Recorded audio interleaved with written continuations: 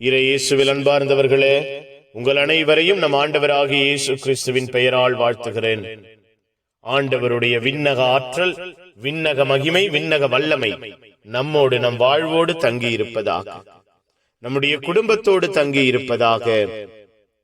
நம்முடைய பரிசுத்த பாப்பரசர் பிரான்சிஸ் அவர்கள் நம்மை ஆண்டவருடைய இரக்கத்திலே, வல்லமையிலே வழிநடத்த நம்மோடு அழகாய் பேசுகிறார். இயேசு உங்கள் நண்பராக இருக்க விரும்புகிறார். மேலும் இந்த நட்பின் மகிழ்ச்சியை நாம் எங்கும் பரப்ப வேண்டும் என்றும் அவர் விரும்புகிறார். நாம் இயேசுவின் நண்பர்கள், இயேசுவின் தோழர்கள், இயேசுவின் அன்பர்கள், பாசமானவர்கள், விருப்பமானவர்கள், பிரியமானவர்கள் என்று பரிசுத்த பாப்பரசர் நமக்கு கற்றுக் கொடுக்கிறார்.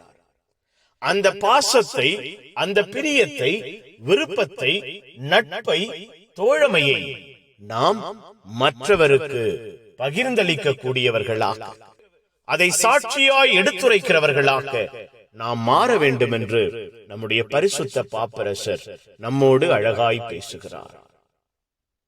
செபிப்போமா.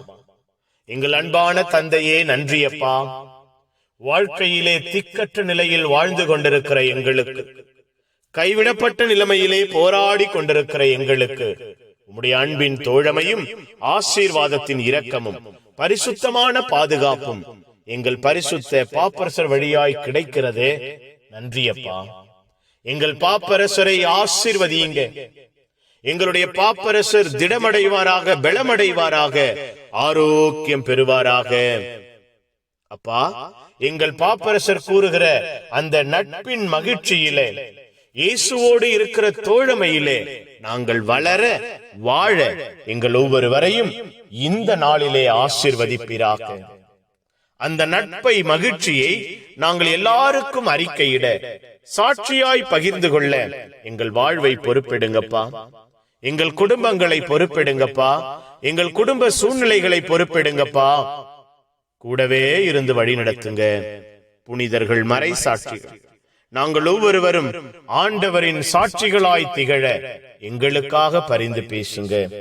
எல்லாம் வல்ல இறைவன், தந்தை, மகன், தூய ஆவியார் உங்கள் அனைவரையும் ஆசீர்வதிப்பாராக. ஆமேன், ஆமேன்.